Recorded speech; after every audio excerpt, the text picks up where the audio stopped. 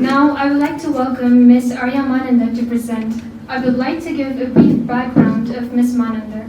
She is a woman deliver young leader, UNESCO youth researcher, former country ambassador of World Literacy Foundation, and founder of Green Tech for Women. She was one of the 30 youth ambassadors to the Women's Forum in Paris. I would now like to pass this forward to Ms. Mananda. Good afternoon, Your Excellency. Good afternoon, panel members and all present here today. It's a pleasure to be part of this panel discussion. I'd like to start with my point of view on COVID-19 pandemic and its impact in South Asia. Never before have we ever witnessed a pandemic sparked by a coronavirus. This is all of our first time, and we are all in this together, and the countries that are involved in this crisis can still change the course of this pandemic, as we see some countries are struggling with lack of capacity, some with resources, and some with resolution. And we can't stress enough that all countries require to strike the right balance between protecting health, minimizing socio-economic disruption, and upholding equality and equity for all. So let's think about the implication of COVID-19 pandemic in South Asia, in the globe. The first thing that will strike our mind is the visible implication, and that is public health crisis. But I'd like to draw our attention of all present here today to the socio-economic consequences of this pandemic. Not only is a public health crisis, but also a crisis that has impacted every sector. So every sector and every individual must be involved in the fight, in the process of building back better. Impact of crisis throughout the history has never been proportionate. Hitting the most vulnerable the hardest, this pandemic has highlighted deep inequalities, shortfalls in governance, and posed new challenges, intensified the pre-existing inequalities, disproportionately impacted the young individuals, young women, and socio-economically disadvantaged individuals and communities throughout the world, and particularly in South Asia.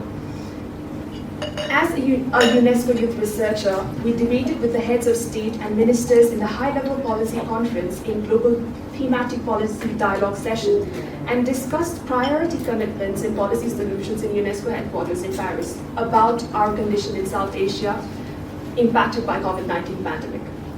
So after the conference, interestingly, the questions that I came across frequently asked by television channels and newspapers were that, what led us to our research? And are we satisfied with the results and findings of the research? I realized that our fight for youth volunteers, young women, and socioeconomically disadvantaged people going through double labor, unpaid labor, was ongoing way prior to the pandemic. But as the pandemic hit us, we realized the need of researching on it because of the data gaps. These data gaps are very crucial in order for us to acknowledge, because the data that we gain from the research makes our policy recommendations evidence-based. When we debate it with our ministers, heads of states, and any people, any representatives in future. So that was the main purpose of our research. The fight that we already had beforehand, the things that we were already fighting beforehand, intensified by COVID-19 pandemic, required data, and that was the purpose of our research. I have also been asked if our goal after the pandemic and after the thematic global dialogue was achieved. And my response has always been positive, deducing the positive remarks from the Minister of Shah, Mexico, and other heads of state. However, I'd like to highlight that the positive response to our arguments does not translate into policy recommendations. So until our policy recommendations are translated into real policies followed by real action, I don't think so our goal and our debate backed by research data would be called complete.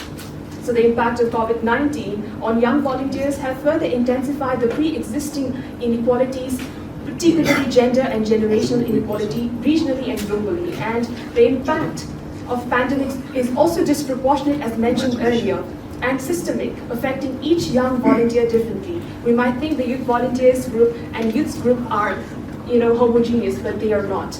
Every young volunteer goes through their own prejudices and privileges, and that makes it even more complicated in order to trace the impact of COVID-19 on each young volunteer, which is different and unique. So we found further disparities in access to resources, safer spaces, psychological counseling, and psychosocial interventions impacting volunteers differently, and it is important to note that these barriers existed prior to the pandemic and have in fact intensified the implications of unpaid labor, double labor of young women, and mental health issues. 1.8 billion, that is the active population who have the greatest potential to achieve greatest things in future. But yet this group face the most negative impact of COVID-19 crisis at present, even before the training, and 2/3 of which are young women as a result of gender expectations of unpaid family work and informal employment. Considering the volunteers' vulnerability and exposure to physical and psychological risk, safe and inclusive policies are crucial in creating an intersectional and inclusive youth-led action in terms of crisis as questions on DEI measures and gender-centric policies. So in this regard, our policy recommendations emerging from our research in South Asia was to facilitate safer spaces to discuss and implement all-inclusive policies for youth volunteerism and provide psychosocial counseling and psychosocial interventions for youth volunteers dealing with trauma. So I aspire to see a gender and generational equal world with equality and equity within youth groups and young women's circles, and I hope to see youth being put at the heart of possible COVID-19 initiatives, including policy making and engaging youths in the co-creation of post-pandemic recovery agenda and in the ongoing governance and implementation. Additionally, we are all witness to the unique youth-focused solutions and innovations that require financing and support from all present here today to implement them at a larger scale. So, how is COVID-19 affecting gender inequality in low-income countries? As we discussed, socio-economic gender disparities are at present greater in the developing countries as compared to the rest of the world. As these disparities, gender and generational inequality, have been exacerbated by pandemic, I strongly believe that the policy action is crucial now more than ever, acknowledging the existing inequalities in order to protect the most vulnerable in our society, community, and countries.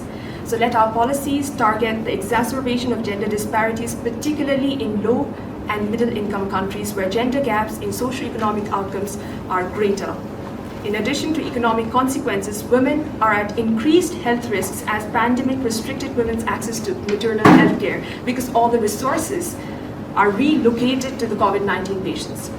So one of the key challenges in understanding the impact of pandemic on women across the world is the availability of data, as discussed earlier. There is a need for more data to be collected on the specific challenges faced by women, youths, and socio-economically disadvantaged in South Asia. And therefore, effective systems need to be in place to collect good data routinely. By exchanging perspectives, ideas, narratives with young change makers who were the participants of our research in South Asia, we found youths to have been calling upon leaders from across generations, cultures, backgrounds, and geographies to deliver an inclusive COVID-19 response and curb generational and gender inequality, as the future of our economies and societies depend on our collective action now. Along with the need to facilitate safer spaces, opportunities to exchange perspectives, access to resources, and psychosocial interventions and counseling to foster young change makers. Let's leave no one behind. We are all in this together. Let's join our hands in protecting the citizens of this region and globe. I believe unprecedented crisis requires an unprecedented response. The lessons learned will be essential to efficiently address similar changes and challenges as they may arise in future. But today is our day, and now is the time for collective action, and now is the time for solidarity, for learning lessons from each other's nations, and in working together in solidarity, not just in stopping the future waves of this virus, but also in containing its devastating consequences as discussed. Thank you very much. Thank you, ma'am, for such an insightful presentation. Now, I would like to welcome Dr. Bishnu, former ambassador to Japan, for his presentation. I would now like to pass this forward to Dr. Nepal. Yes, thank you. Thank you, the Chairperson, His Excellency the Ambassador, Dr. Syed, Haider, Shah, and all the diplomats from the Embassy of Pakistan, distinguished panelists, former ambassadors, former generals. I see the area of scholars. I greet you all. In fact, I had prepared the PowerPoint presentation, and so I tried to sketch out my presentation verbally. The title I had given the program was Implications of COVID pandemic South Asian perspectives with special reference to Nepal and Pakistan. So I rather started to socio-economic form areas from the basic grounds how Corona impacted South Asia and the world, and now to country. Therefore, the first topics I named was the debate was coronavirus. We all know was started in Wuhan in China, but from the very beginning, there was a debate on origin, even the name China virus, or even America, and we all know that.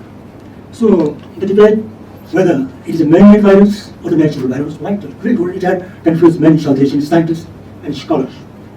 And also finally, the vaccine debate, which is very, very special and very pragmatically, very focal point. Every day the debate continues, the vaccine fight, and it is also sometimes we have seen that America and China were at the front line at the debate to the South Asian perspectives also. There was influence of the great powers. So on today's vaccine, I wonder the final vaccines, and my answer is no. The scientists are not vaccine scientists. The scientists say this is for emergency use. We stop the emergency hospitalizations and take the patients for more, increasing the immune system that we showed in the share looked very closely. And but reports of scientific research also vary. One data from recent data I had controlled in the scientific journal Andrology, but the scientists have found out that even natural immune system sometimes is 50% higher than the antigen system and mRNA system that it is functioning in our vaccines has been created. So I appeal the scientists, which is an official program of South Asia also to work on it, that the immune system, to increase the immune system to combat the coronavirus. Secondly, should vaccines be mandatory? The debate came to confuse us. All scientists in South Asia, politicians, as per WHO directives, all the countries have to move after the directives of the WHO. Many countries of the world, including Nepal, made vaccines type mandatory. But opposition in many countries still continues, and the debate is continued. So I appeal to scientists to guide WTO in a proper way. Pros and cons of scientific research in the sense that when WHO recommended vaccines, it was assumed that vaccines will be effective in the muscle areas only, but it transmitted to the heart, and also it affected to the system of the brain by inflammations, also to the reproductive systems. There is a recent data from UK and from Swiss policy research that in UK and in Germany now they have 15%. The growth of childbirth is reduced. So scientists are busy. Also the scientists in South Asia, perhaps we have to focus on it.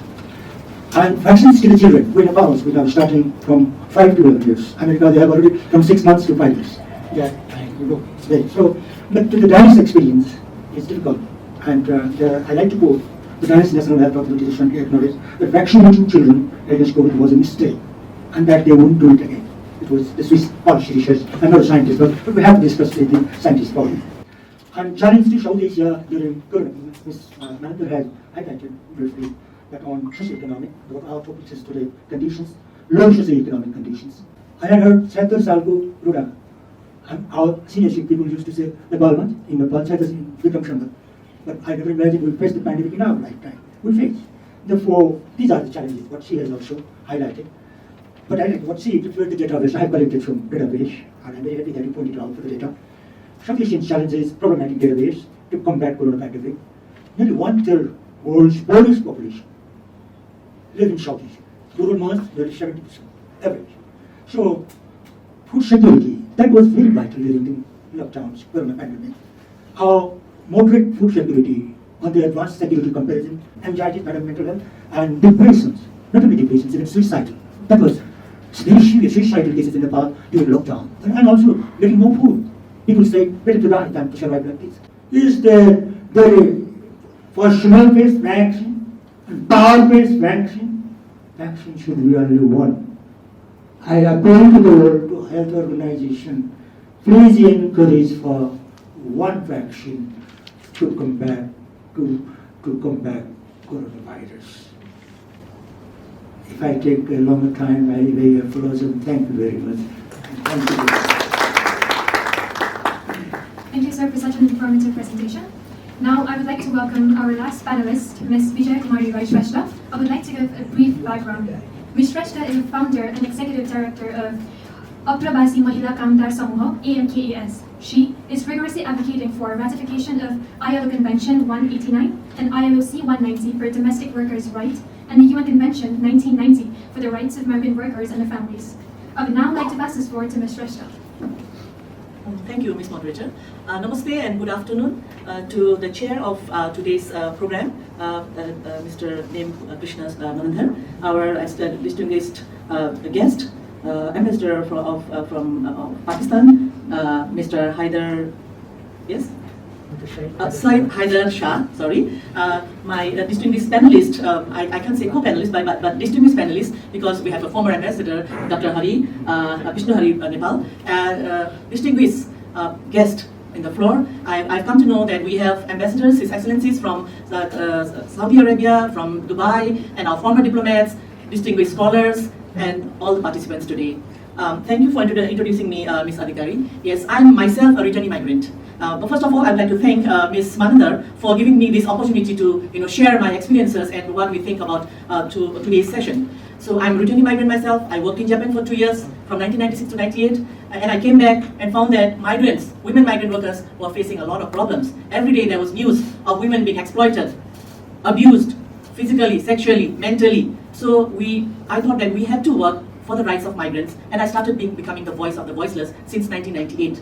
And talking about the coronavirus, I've been in this issue for more than 20 years. But the most hard-hitter and the most difficult experiences that I faced during my experience is during the COVID-19. Yes, this COVID-19 came to us by surprise. And of course, it came to our government by surprise. Thank you for panelists. Excellent presentation. Most of you mentioned about the problems and weaknesses of what our country did or globe did. And I would expect your recommendations as well. Some of you have mentioned about our domestic weaknesses and migrants, so on. But what would be the recommendation for future? Most of you mentioned about the only past times risks, weaknesses, but not mention about future studies. But Excellencies, you did it. Congratulations. Thank you so much for your question on the recommendations, and thank you all the panelists for their inputs as well. So when it comes to the strategies for future...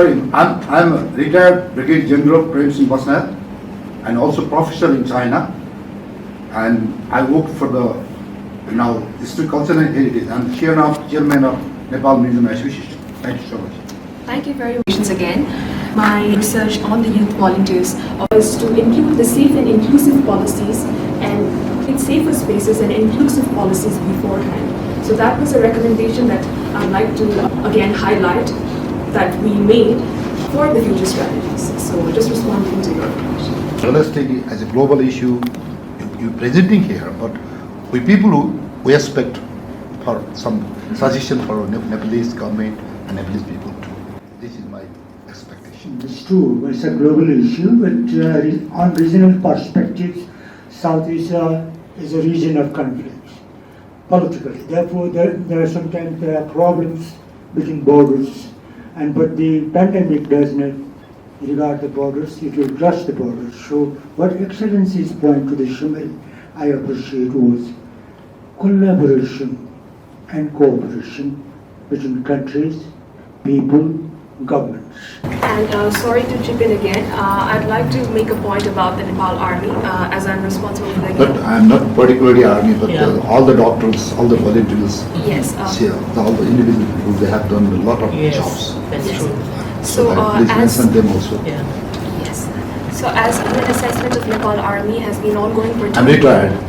Yes, but I'm currently working in the UN assessment of Nepal Army, and it's glad that Pakistan has been already classified according to the UN standards, and India is ongoing the process, and Nepal has just initiated. As you asked for the suggestions of the government representatives, the process is taking very long because the cooperation and collaboration between the government representatives and UN Geneva officials is taking a longer time because of our inability to cope with the proposals that we are supposed to write to the World Bank funds and lack of funds to import equipment and all of that. So I believe, as you asked for recommendations to the government of Nepal, I'd like to recommend the acceleration of process in order to classify UN Army in terms of UN standard, because when we get classified, we get trained by different armies from different countries, for example, Pakistan, for example, China, that enables our army to respond during crisis situations like earthquake and pandemic. So that would be one of the recommendations that I'd like to again add. And another thing that I'd like to highlight, which Ms. Bijay Shrestha mentioned, was the research. I was researching on the young volunteers, and that was lacking data. So I did a research on that, but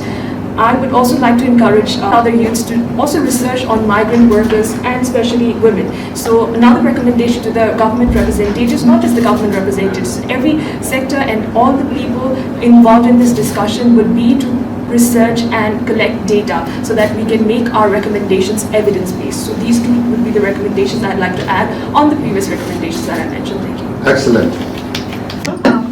I myself, Dr. Syed, I represent Ayurveda. Regarding to Arya, this will be my question to Arya. Basically, like the organisms, they have a quality to change the features and the mutations and all the things. So we always face new kind of organisms invading and bringing new kind of diseases. Recently, I have heard that monkeypox is also pandemic now. WHO has declared 2 days before. So monkeypox is completely different than the COVID. So we are going to face kind of such kind of new challenges. And in your recommendations, you said for the risk and for the future strategies you have mentioned. Is that enough? Or we have to do some more? Thank you very much for your question. I'd like to respond to your question with the points that Our Excellency mentioned. There are certain diseases that appear again and again in a matter of few hundred years and sometimes in 50 years. As you said, the pandemic and the cases are different every time. So I would like to say that the research conducted on the health perspective should be done by the experts, and the government representatives should take suggestions of the health experts regarding that. But what I'd like to focus, as Your Excellency and all the panel members highlighted, was the socio-economic impacts of every crisis, may it be pandemic, COVID-19 pandemic, may it be any other disease that could be a pandemic. So my focus would be to prepare beforehand, not just in terms of crisis, which is a public health crisis, but to focus on the inequalities that we already have right now. When we target the youths we think are homogeneous groups, but again in the youths we have disparities. As Your Excellency mentioned, even in education, there are different youths facing different inequalities. People have access to online education, but there are youths who do not have that access. So I think to bring equality and equity in that would be my focus, and if we do that, I think we'd be almost fully prepared in order to respond to the public health crisis. And that should be, I think, consulted by the government representatives with the health experts. But beforehand, if we solve all these inequalities and collaborate, as Your Excellency mentioned, I believe that we will be considered as somewhat prepared to deal with the main crisis, physical crisis, which is public health crisis. I hope I answered your question.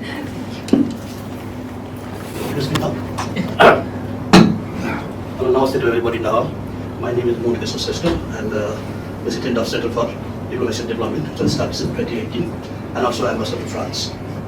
After being imprisoned by COVID for more than 2 years, this is the first time I'm attending such a good program, and I'm really happy and thankful to Pakistan Research Center for this opportunity.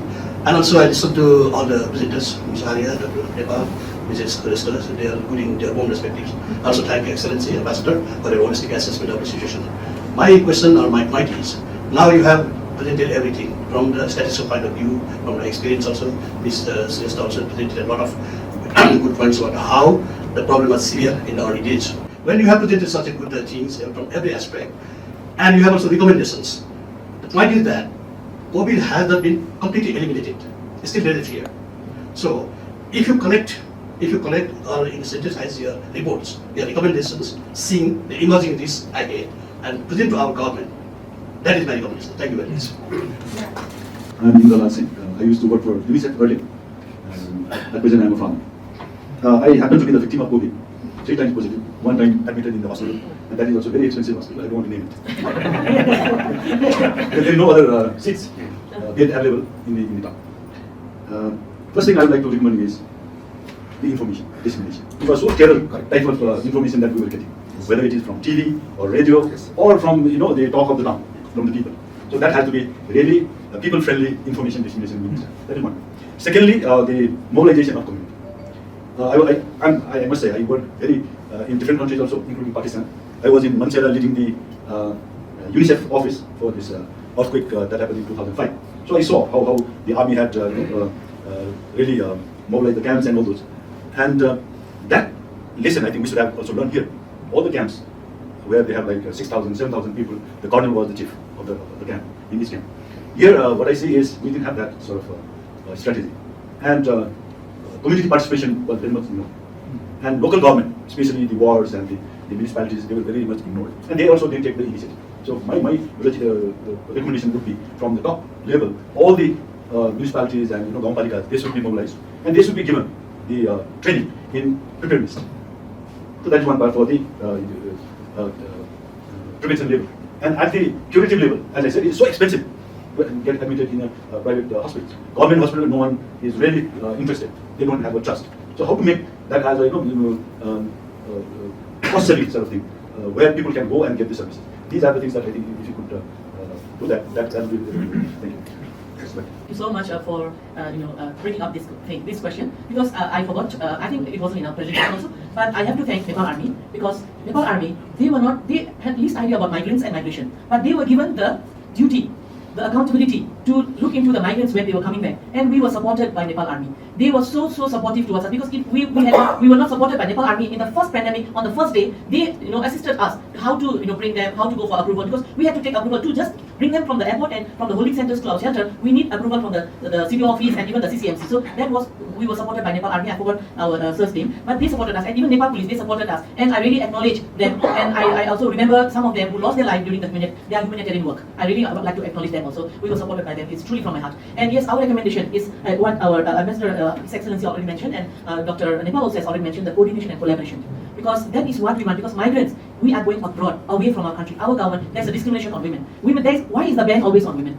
Men are also trafficked. Men also face some problems. If we look at the data, the dead bodies of men are 100 times more than women's dead bodies. So men also face problems. But the ban is always for women only, and it is making women more vulnerable. So the ban should not be there.